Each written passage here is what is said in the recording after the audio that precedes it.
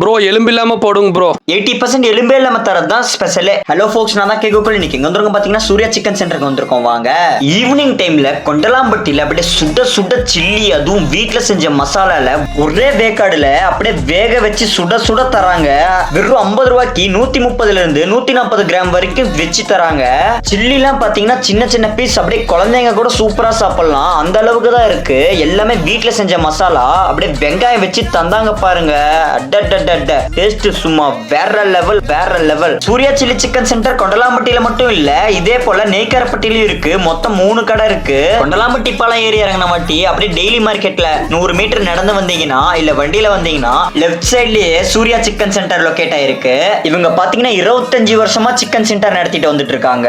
கொண்டலாம்பட்டி தாண்டி நெய்க்காரப்பட்டிக்குள்ள அப்படியே போனீங்கன்னா, பாலத்தை தாண்டி கொஞ்சம் தூரம் ஊருக்குள்ள போனீங்கன்னா இந்த கடை லொகேட் ஆயிருக்கு. இவங்களும் அதே போலதான் ஹோம்மேட் மசாலா சூப்பராவே போட்டு தந்துட்டு இருக்காங்க.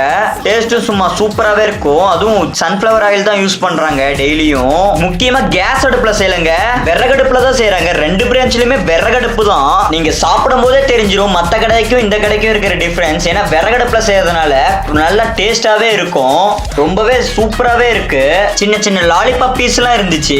சில்லி சிக்கன் மட்டும் இல்ல, இங்க பச்சைக்கறியும் 24 ஹவர்ஸ் இருக்குன்னு சொல்றாங்க இவங்க.